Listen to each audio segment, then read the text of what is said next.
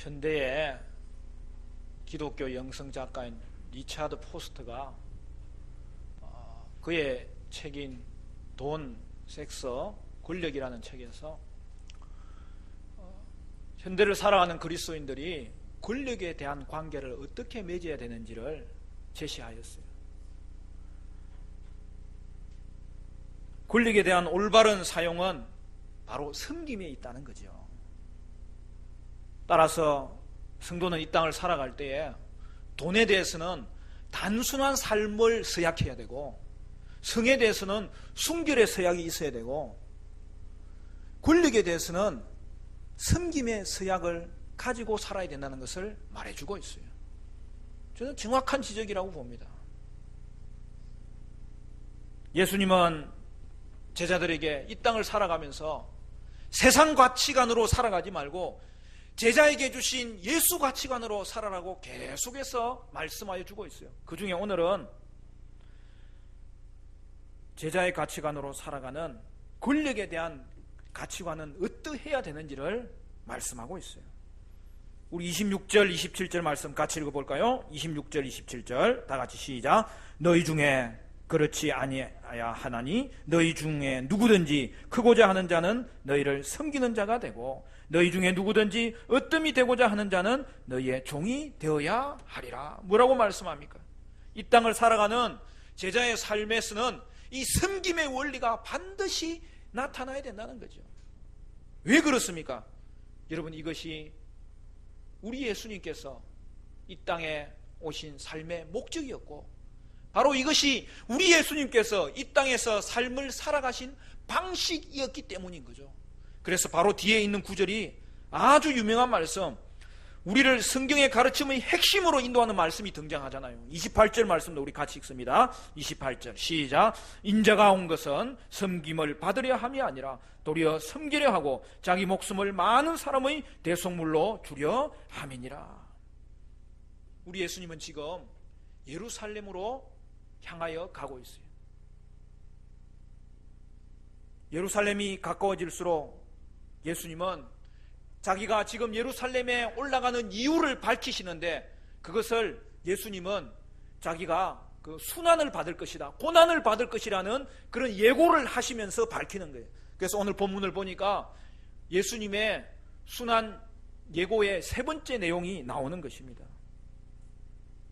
그런데 앞에서 우리가 두 번 살펴본 그 순환 예언과는 조금 차이가 나는 것이 좀 더 구체적인 내용이 포함되어 있어요.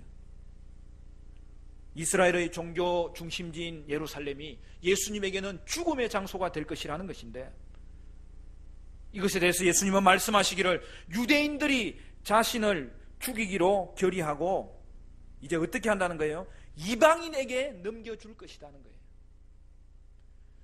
예수님을 십자가에 못 박은 것에 있어서는 유대인이나 이방인이나 저들의 죄를 벗어날 수 없다는 것을 성경이 말씀하고 있는 거예요.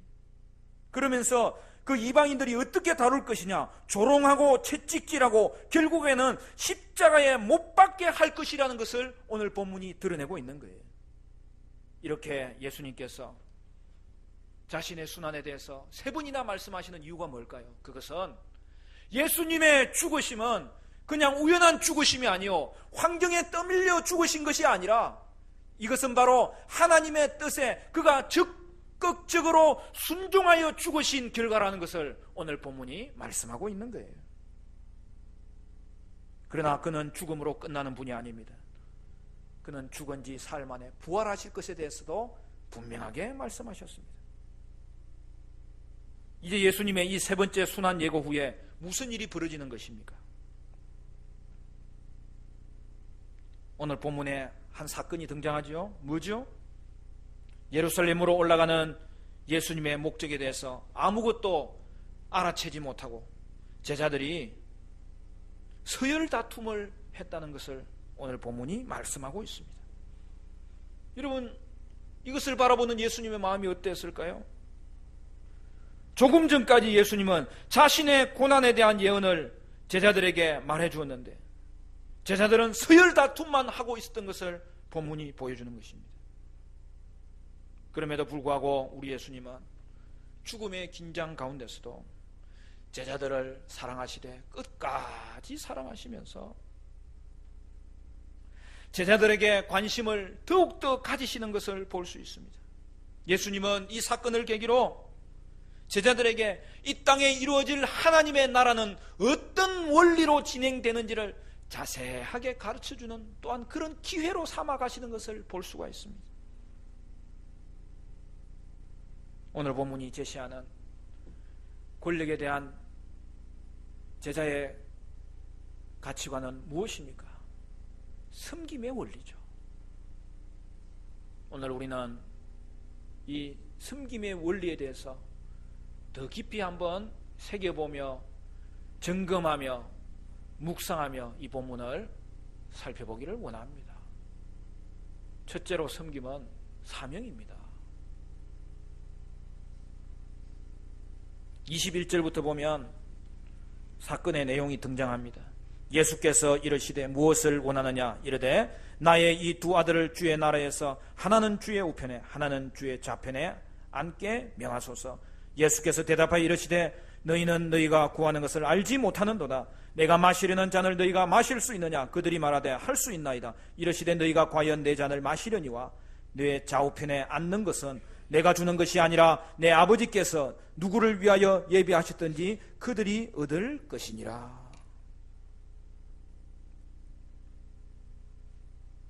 오늘 본문을 보면 좀 우리하고 좀 익숙한 장면이 나오죠. 나는 치맛바람이 한국에만 있는 줄 알았는데 이 제자 학교에서부터 시작된 걸 볼 수가 있어요. 야고보와 요한의 어머니가 자기 아들을 높은 자리에 올려달라고 예수님을 찾아갔던 것이죠. 이에 대한 예수님의 대답이 무엇입니까? 성경의 다른 부분을 보면 이 야고보와 요한은 예수님과 친척관계예요. 왜 그러냐면 이 야고보와 요한의 어머니가 살로메예요. 그런데 성경에 의하면 이 살로메가 예수님의 어머니인 마리아와 자매지간인 거예요. 그러면 야고보와 요한과 예수님과의 관계는 뭐예요? 사촌지간인 거예요. 그런데 예수님의 제자들 중에서 수제자는 누구죠? 베드로입니다. 물론 야고보와 요한도 예수님의 제자들 중에서도 핵심 그룹에 속해 있었어요. 그렇지만 우리가 아는 대로 예수님은 베드로를 수제자로 삼으신 것이죠. 결국 하나님 나라에서는 예수님의 가족이 세습적으로 지도자 자리에 오르게 하는 것은 아니었다는 것을 보여주는 거예요. 예수님의 그 제자 그룹에 예수님과 가까운 자들이 포함되어 있었던 것을 우리는 알 수 있어요. 예수님은 가족을 배제하지 않아요. 예수님의 제자들 속에 친족만 있었지만 나중에는 여러분 예수님의 형제들이 그리고 마리아가 예수님이 하는 일을 이해하지 못하고 그를 나중에 집에 데려가겠다고 찾아온 적이 있지 않습니까? 그렇게 예수님을 믿지 못했던 것이죠. 그러나 그들이 부활하신 예수님을 만나고 나서는 초대교회의 앞장선 지도자가 되는 것을 볼 수 있습니다. 우리 예수님은 가정사역에도 성공하신 것이죠. 예수님이 그 가정을 위해서 돌보시고 힘쓰시고 애쓰시는 것이 성경에 고스란히 등장하는 것이죠. 그럼에도 불구하고 예수님은 가족을 배제하지는 않았지만 그렇다고 우스도로 삼지는 않았음을 오늘 성경이 보여주고 있는데, 그래서 결국 어떻게 합니까? 야고보와 요한의 어머니는 예수님 앞에 이렇게 당당히 나아갔던 이유가 가까운 사이였기 때문인데, 그런데 예수님은 그것에 대해서 어떻게 하십니까? 이들의 요구에 단호하게 거절하는 것은 아니지만 그들에게 이 모든 일들에 대해서 상세하게 설명해 주고 있는 것을 볼 수가 있습니다.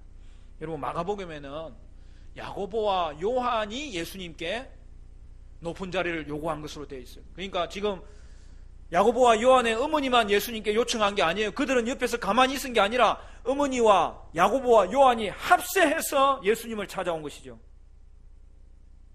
그 결과는 뭐예요? 예수님은 단호하게 거절할 수도 있었지만 오늘 본문을 보니까 예수님이 그들에게 그 말들을 진지하게 대응하는 것을 볼 수 있습니다. 여러분, 기도가 그런 거예요. 하나님은 우리의 잘못된 기도에 대해서도 진지하게 들으시고 그 기도를 수정해 주시는 거죠. 여러분, 이런 이야기가 있어요. 어떤 할아버지가 메리어트 호텔에서 약속이 있어가지고 가게 됐어요. 여러분, 좀 발음이 좀 어렵잖아요, 메리어트가.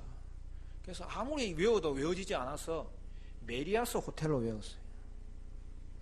택시를 잡아 타고 기사한테 이야기를 하려고 하니까 또 잊어먹었어요. 그래서 택시 기사한테 넌닝구 호텔로 갑시다, 그렇게 이야기했어요. 한참 있다 보니까 아니 택시가 자기가 원하는 곳에 딱 서 있는 거예요. 너무너무 감사해가지고 아니 운전수 양반, 내가 넌닝구라고 했는데 그걸 어떻게 알고 여기까지 데려다줘서 고맙소. 그러니까 운전기사가 말하는 거예요. 어제는 더 황당한 일이 있었습니다. 어떤 할머니가 택시를 타더니 전설의 고향에 데려다 달라는 거예요. 그래서 제가 예술의 전당에 데려다 줬습니다. 여러분, 우리가 하나님께 기도해도 그 기도가 어떨 때는 잘못된 기도가 있을 수 있어도 하나님이 다 알아서 들으시는 거예요. 그 대신에 우리의 기도가 깊어지면 하나님이 우리의 기도를 수정해 주시고, 오늘 본문의 제자들처럼 가르쳐 주실 때에 우리의 기도는 더 깊은 기도로 나아가게 될 줄로 믿습니다. 세베대의 아들의 어머니가 오늘 성경에 보니까 예수님께 요구한 것은 하나님 나라가 임하면은 하나는 주의 보좌 좌편에 앉혀주시고 하나는 주의 보좌 우편에 앉혀달라고. 하나님 보좌 우편에 내 아들, 또 좌편에도 내 아들을 앉혀달라고 이야기한 거예요. 여러분, 성경에 보면 왕의 보좌 우편은 권능의 자리입니다. 그 말은 뭐예요? 보좌 우편과 좌편에 앉혀달라고 이야기를 요구한 것은 뭐예요? 최고의 자리를 요구한 거죠. 결국 제자들은 예수님께서 예루살렘에 올라가시는 것이 무엇을 의미하는지 가르쳐 주셨음에도 불구하고 아직도 메시아의 모습은 어떤 모습인지를 깨닫지 못하고 있었던 것이죠. 그러면서 당시 사람들처럼 하나님의 나라가 지금 정치적으로 임하게 될 것을 기대하고 있었던 것이죠. 여러분, 이것이 인간들의 마음속 깊숙한 곳에 있는 권력욕입니다. 이에 예수님은 야고보와 요한에게 자신이 마시는 잔을 마실 수 있느냐고 질문합니다. 그러니까 또 어떻게 대답해요? 참 질문하니까 답도 잘해요. 마실 수 있습니다. 답만 잘하는 거죠. 왜? 그 잔이 무엇인지는 모르고 그 잔을 거치고 나면 최고의 자리에 내가 오를 수 있다는 거기에 초점이 맞추어져서 예수님의 고난에 대해서는 같이 동참하지 못하고 있는 제자들의 모습을 보여주고 있는 거죠. 이에 대해서 예수님은 어떻게 말합니까? 너희가 이후에 진정한 제자가 되면 그 길을 나와 같이 갈 수 있을 것이야. 그러나 그럼에도 불구하고 하나님 나라에서 지위를 얻는 것은 스스로의 행동에 의해서 얻는 것이 아니라 하나님이 뜻을 따라서 누구에게든지 주실 것이야. 그렇게 말씀한 거예요. 여기서 예수님은 예수님의 일과 하나님의 일을 구분하세요. 예수님은 하나님 앞에서 자신을 온전히 비우시는 분이세요. 하물며 우리는 어떻습니까? 오직 우리의 관심은 하나님이 주신 사명에 온전히 순종하는 것이지 순종의 결과가 어떻게 될지에 대해서는 하나님께 온전히 맡겨야 되는 것이죠. 사랑하는 성도 여러분, 물론 하나님을 신실하게 따르는 제자들에게 하나님은 영광스러운 미래를 준비하십니다. 그러나 그것의 구체적인 내용에 대해서는 우리는 관심의 대상으로 삼지 않냐고. 오직 저와 여러분은 하나님이 내게 주신 사명이 무엇인지, 내게 사명 맡겨주신 것이 얼마나 귀한지, 그래서 그 주님 앞에 사명 감당하는 것에만 집중하여 관심을 가져야 되는 것입니다. 사랑하는 성도 여러분, 여러분은 하나님을 온전히 섬기는 자로서 하나님이 주신 사명에 관심을 가지고 그 사명에 순종하시고 그 사명에 헌신하시는 은혜의 사람들 되시기를 간절히 축원합니다. 섬김의 원리는 무엇일까? 두 번째는 섬김은 사랑입니다. 오늘 24절부터 26절 우리 같이 한번 읽어볼까요? 24절부터 26절 다 같이 시작. 12제자가 듣고 그 두 형제에게 대하여 분이 여기거늘 예수께서 제자들을 불러다가 이르시되 이방인의 집권자들이 그들을 임의로 주관하고 그 고관들이 그들에게 권세를 부리는 줄을 너희가 알거니와 너희 중에는 그렇지 않아야 하나니 너희 중에 누구든지 크고자 하는 자는 너희를 섬기는 자가 되고. 야고보와 요한이 예수님께 높은 지위를 요구하는 것을 누가 들었다는 거예요? 제자들이 다 들었다는 거예요. 그때 제자들이 어떻게 합니까? 화를 내는 거예요. 분이 여기는 거예요. 왜 그렇게 합니까?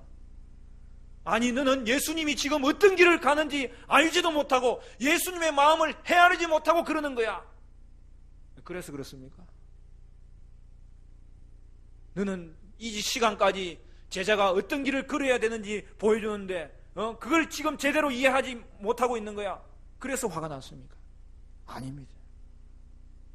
그들도 동일하게 가장 높은 자리를 탐하고 있었기 때문에 자기 자리 빼앗길까 봐 화가 났고 질투와 권력욕으로 화를 낸 것입니다.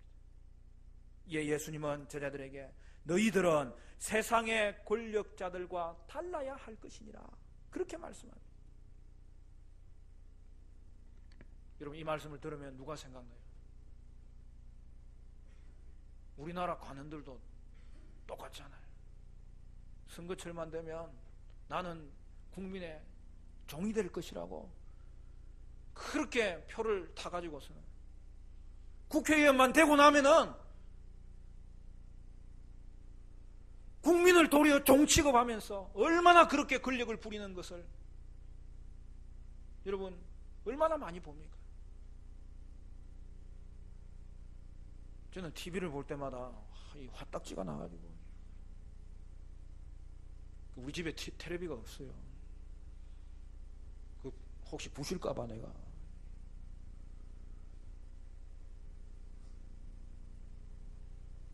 정치는 아무나 하는 게 아니구나. 제가 어떨 때는 저도 사실은 권력욕 때문에 그런 게 아니라 정치에 대한 관심이 있었던 적이 있어요. 그런데 정치가 아무나 하는 게 아니구나. 이 완전 어떻게 저렇게 뻔뻔하게 거짓말을 하고 어떻게 저렇게 뻔뻔하게 국민을 위해서 일하는 것이 아니라 당리당합하여서 일하는지 오늘 성경이 그 이야기를 고스란히 보여주고 있는 거예요. 여러분, 권력은 하나님이 그들에게 맡겨주신 거예요. 섬기라고 주신 은사가 권력이에요. 하나님이 그들에게 맡긴 권력으로 권력자들은 언제든지 하나님을 섬겨야 하고 이웃을 섬겨야 하는 것입니다. 그러나 이것이 타락한 세상에 존재하는 타락한 권력자들의 모습입니다. 여러분, 이것이 변화되려면 하나님의 나라가 임해야 돼요. 그런데 예수님으로 말미암아 이 땅에 하나님의 나라가 이미 임했고 그리고 그것이 성취된 곳이 어디예요? 그게 교회입니다. 여러분, 교회는 사랑의 나라예요. 이 땅이 그렇게도 바라던 사랑의 나라가 성취된 곳이 바로 저와 여러분이 부름받은 이 교회라는 사실이죠. 그러므로 예수를 잘 믿는 것은 더욱 사랑하는 것이고 더욱 섬기는 거예요.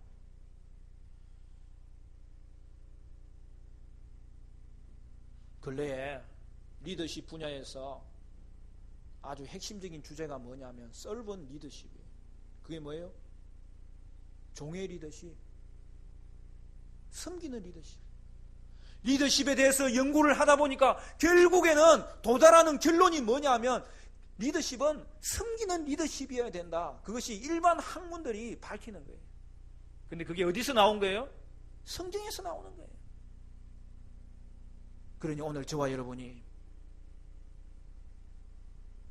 하나님이 이 땅 가운데 하나님의 나라가 이루어지는 곳으로 우리를 불러주셨는데, 바로 이곳이 섬김의 통치가 이루어지는 곳이 되어야 되겠고, 사랑의 통치가 이루어지는 곳이 되어야 되겠고, 오늘 예수님께서 이 땅을 살아가는 세상의 방식대로가 아니라 예수님의 방식대로 제자들을 부르신 것을 다시 한 번 더 점검할 수 있어야 되는 것이죠. 믿는다고 말로만 사랑하면 안 돼. 우리가 잘 아는 갈라디아서 5장 5절에 이렇게 되어 있습니다. 우리가 성령으로 믿음을 따라 의의 소망을 기다리노니 그리스도 예수 안에서는 할례나 무할례나 효력이 없으되 사랑으로서 역사하는 믿음뿐이니라. 믿음의 내용은 뭐라는 거예요? 사랑으로서 역사하는 것이 있어야 진정한 믿음이라는 거예요. 사랑하는 성도 여러분, 여러분은 섬김의 직분을 다하시기를 바라고, 그리하여 여러분을 통해서 사랑으로 역사하는 믿음의 내용이 나타나기를 간절히 축원합니다. 섬김의 원리 마지막 한 가지 더 살펴보면, 섬김은 희생입니다. 이제 예수님은 하나님 나라에서 누가 큰 자인지를 가르쳐 주시는데 뭐라고 이야기했어요?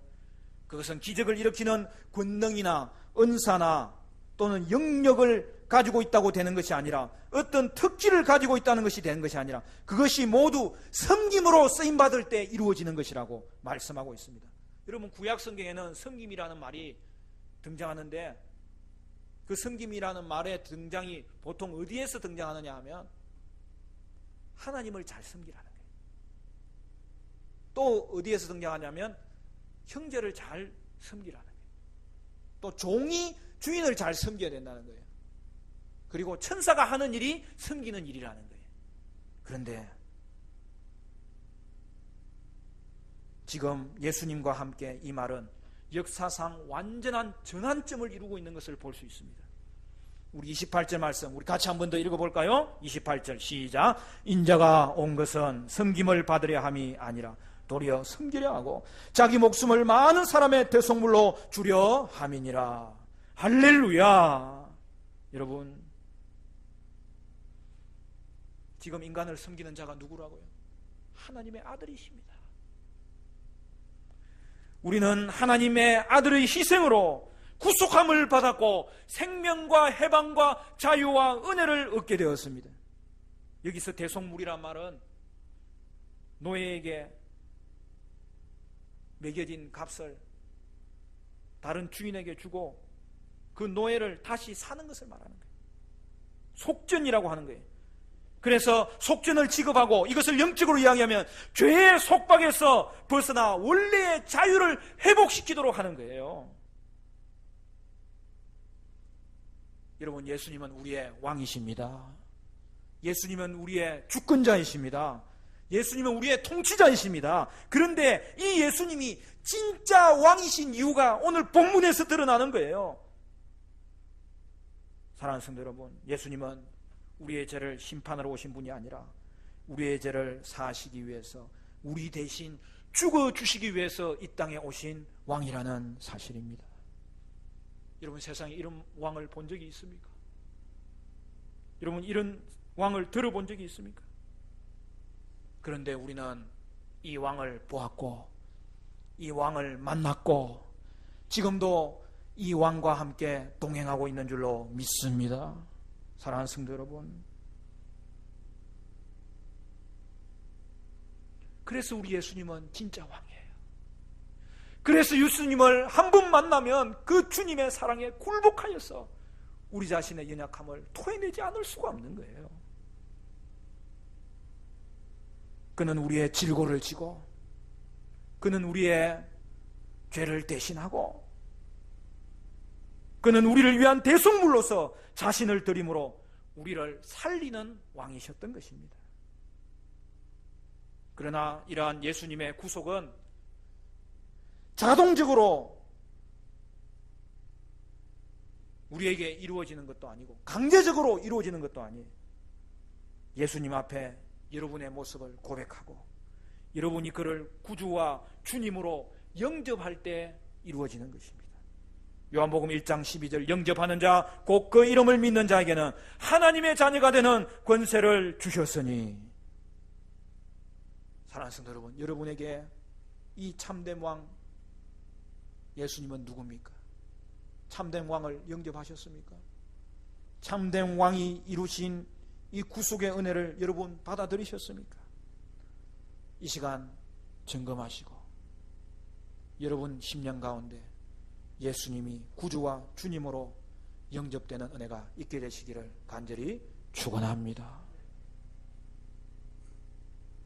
이 모든 일은 하나님의 아드님이시 예수 그리스도께서 우리를 위해 죄 없는 그의 몸을 십자가에 들이심으로 말미암아 희생하심으로 말미암아 일어난 일입니다. 이것을 성경은 한마디로 예수님의 우리를 위한 섬김이라고 말씀하고 있습니다. 우리가 예수님의 섬김을 알고 나서 우리의 인생이 바뀌고 우리의 운명이 바뀌고 우리의 삶의 방식이 바뀌었습니다. 예수님은 이 섬김을 위해서 이 땅에 오셨고 그리고 이 섬김을 보여주시면서 자신의 삶의 방식이 무엇인지를 가르쳐 주셨습니다.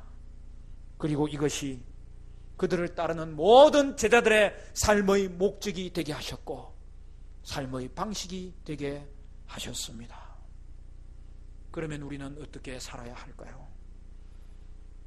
세상이 사회적인 통념을 따라서 살아갈지라도 성도는 예수님의 제자로 사는 하나님의 자녀로서 권력에 관련하여 완전히 이 땅과 그리고 이 땅의 가치관과 바뀌어진 가치관으로 살아야 될 것을 성경이 말씀하고 있습니다. 사랑하는 성도 여러분, 여러분은 십자가에서 죽기까지 여러분을 사랑하시고 여러분을 위해서 섬기신 그 예수님을 본받아서 이 땅 가운데서 여러분의 삶 가운데 섬김의 사명을 다하시기를 바라고 섬김의 사랑을 다하시기를 바라고 섬김의 희생을 다하시기를 간절히 축원합니다. 우리 교회에는 그동안에 섬기는 하나님의 사람들을 통하여 많은 좋은 일이 있었고 또 지금도 그 일들은 진행되고 있는 거예요. 사랑하는 성도 여러분, 여러분 각자를 통해 하나님의 교회 가운데 여러분이 머무는 곳마다 섬김의 이 아름다운 모습이 계속 나타나기를 주의 이름으로 축원합니다.